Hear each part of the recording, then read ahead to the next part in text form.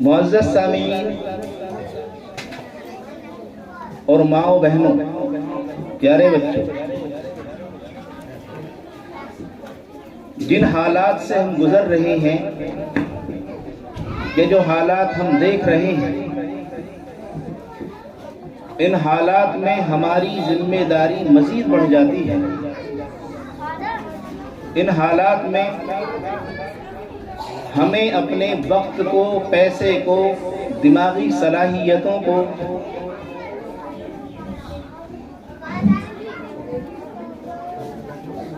تمام اور چیزیں بھی جو انسانی تعمیر میں، ترقی میں، نسلوں کے بننے میں جو چیزیں بھی کارگر ہو سکتی ہیں، کامیابی دلا سکتی ہیں، ان تمام چیزوں کو سوچ سمجھ کر استعمال کرنے کی ضرورت ہے۔ جیسے حالات ابھی چل رہے ہیں اور جیسے حالات ہمارے سامنے ہیں، ان میں سب سے پہلی ذمہ داری ہماری ماؤں کی ہے۔ دوسری ذمہ داری ہمارے مکاتب کی ہے، مدارس کی ہے، اسکولوں کی ہے۔ یہ حالات جس میں گھٹن بہت ہے، تنگی بہت ہے، سختی بہت ہے، ان سے نکلنے کا واحد راستہ سب سے پہلا اور سب سے زیادہ اہم وہ ہے کہ ہم اپنے بچوں کو تعلیم سے جوڑیں۔ اس لیے کہ تعلیم وہ شے ہے کہ جس کے بغیر دنیا کی کوئی قوم نہ ترقی کر سکی ہے، نہ ترقی کر سکتی ہے۔ قرآن کریم بڑے افسوس کے ساتھ کہنا پڑتا ہے کہ قرآن کریم کی سب سے پہلی وحی جس آیت سے جس کا آغاز ہوتا ہے وہ اقرأ بسم ربک الذی خلق ہے۔ قرآن کریم کی سب سے پہلی وحی دنیا میں آئی تو اس میں تعلیم ہی کا حکم ہے۔ لیکن اس وقت کی اگر آپ بات کریں تو اس وقت ایسے حالات تھے کہ چوری عام تھی، ڈاکہ عام تھا، زنا عام تھا، صرف اس بات پر کہ میرے اونٹ نے گھاٹ پر پانی تمہارے اونٹ سے بعد میں پیا ہے، تمہارے اونٹ نے میرے اونٹ سے گھاٹ سے پانی پہلے کیسے پی لیا، اس بات پر 40 سال جنگیں چلا کرتی تھی۔ اور اگر جنگ کسی نتیجے کو نہیں پہنچی اور خاندان کا کوئی مکھیا اگر انتقال کا وقت اس کا قریب ہوتا تھا اور انتقال ہونے لگتا تھا تو وہ اپنے بچوں کو، اپنی اولاد کو، اپنے آس پاس کے لوگوں کو، اپنے چھوٹوں کو یہ وصیت کرتا تھا، یہ نصیحت کرتا تھا کہ فلاں خاندان سے جنگ چل رہی ہے اور جنگ کسی نتیجے تک نہیں پہنچی ہے اور میں جا رہا ہوں، میرے جانے کے بعد، میرے مر جانے کے بعد ہتھیار نہیں رکھنا۔ اسی طریقے سے خون جمع کر، کاٹ کر کھایا کرتے تھے۔ بیٹیوں کی پیدائش کو عار سمجھا جاتا تھا، شرم کی بات سمجھی جاتی تھی۔ ان تمام حالات میں آپ صلی اللہ علیہ وسلم پر غار حرا میں جو سب سے پہلی وحی اتری ہے، ان میں یہ نہیں کہا گیا کہ آپ ہتھیاریں رکھ دیجئے، آپ ہتھیار کو ذرا سنگوا دیجئے، آپ جنگوں کو تھام دیجئے، کہ اس میں جانی نقصان ہوتا ہے، اس میں مالی نقصان ہوتا ہے، اور جب امن کی کیفیت نہیں ہوتی ہے تو کسی بھی طرح کی ترقی رک جاتی ہے۔ یہ نہیں کہا گیا۔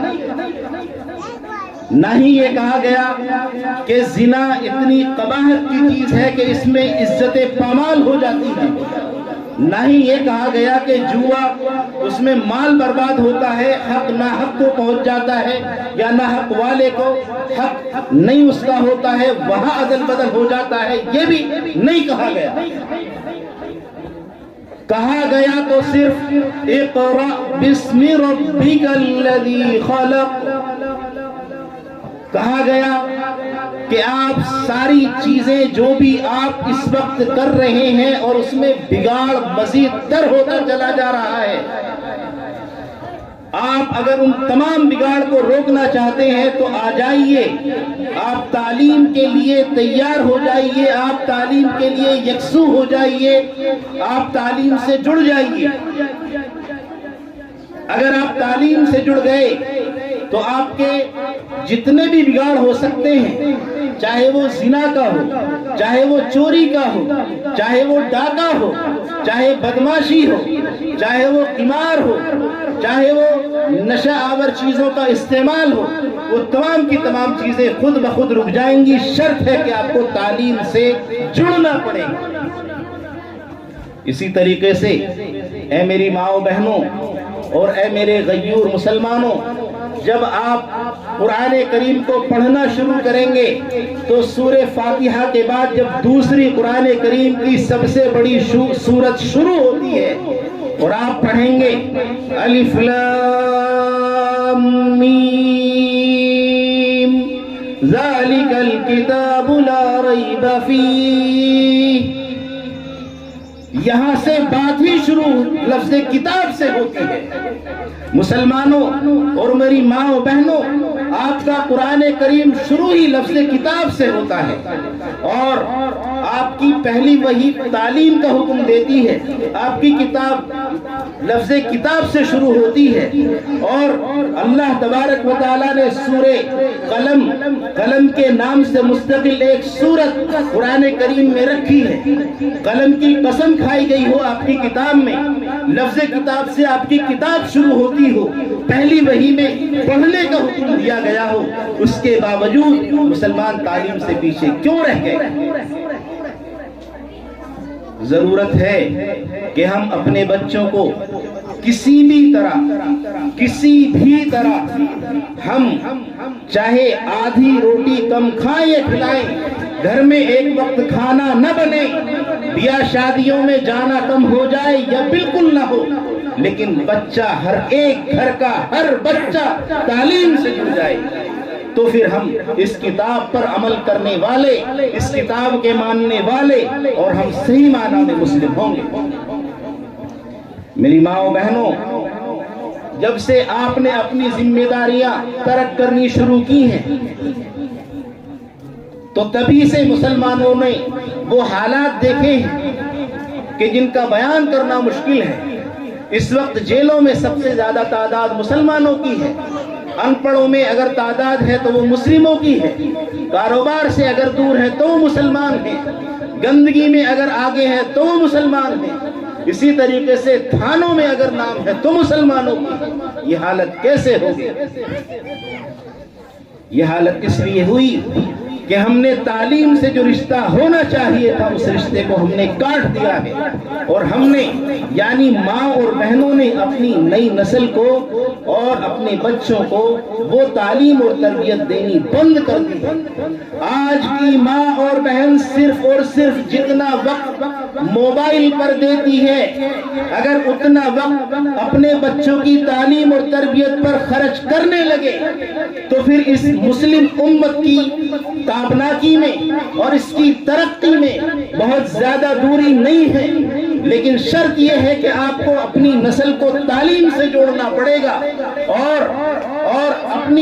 اپنی ذمہ داریوں کو سمجھنا پڑے گا۔ وقت تنگ ہے، اشارہ بات کے ختم کرنے کا ہو چلا ہے، میں دو چار باتیں مختصر کہہ کر میں اپنی بات ختم کرتا ہوں، جس میں آپ یعنی مائیں بہنیں یہ سمجھ لیں کہ اچھی نسل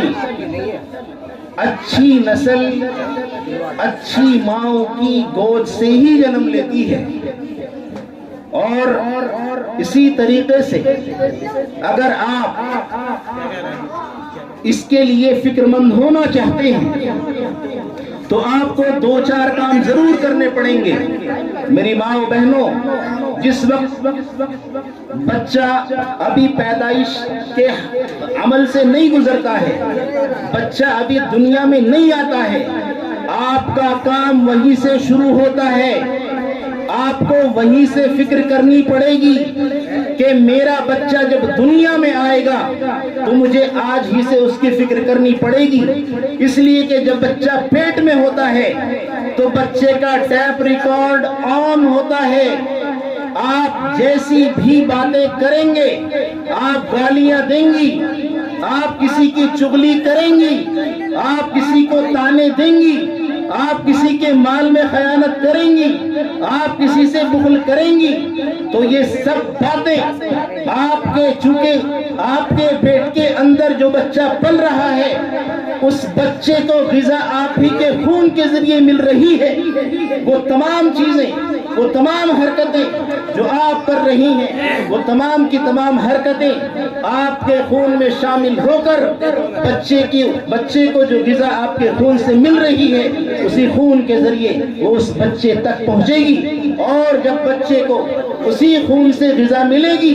جس خون میں چغلی شامل ہے، جس خون میں جھوٹ شامل ہے، جس خون میں حسد شامل ہے، جس خون میں خیانت شامل ہے، جس خون میں مکاری، عیاری، دجل اور فریب شامل ہے، تو میری ماں بہنوں وہ بچہ کبھی نیک نہیں بن سکتا، وہ بچہ کبھی بھی صحیح عالم اور عامل نہیں بن سکتا، وہ بچہ کبھی کسی بھی قوم کو صحیح رخ نہیں دے سکتا، وہ قوم کا کبھی رہنما نہیں بن سکتا۔ میری ماں و بہنوں، آپ سے گزارش یہی ہے کہ آپ اس وقت سے فکر کریں، اور آپ جب اپنے بچوں کو دودھ پلائیں تو پھر آپ باوضو ہو کر دودھ پلائیں۔ آپ کو یہاں سے محنت کرنی چاہیے، پھر دیکھیں کہ آپ اس نسل کو تیار کرنے والی ہوں گی کہ جس نسل کے لیے یہ امت ترس رہی ہے، جس نسل کے لیے آج کے بوڑھے ترستی آنکھوں سے دیکھ رہے ہیں، اور ہم جیسے نااہل آج ہم کچھ ایسے نوجوان چاہ رہے ہیں، وہ نوجوان انہی ماؤں کی گود سے تیار ہوں گے جو مائیں ان کاموں کو کرنے والی بن جائیں گی۔ وآخر دعوانا الحمدللہ رب العالمین۔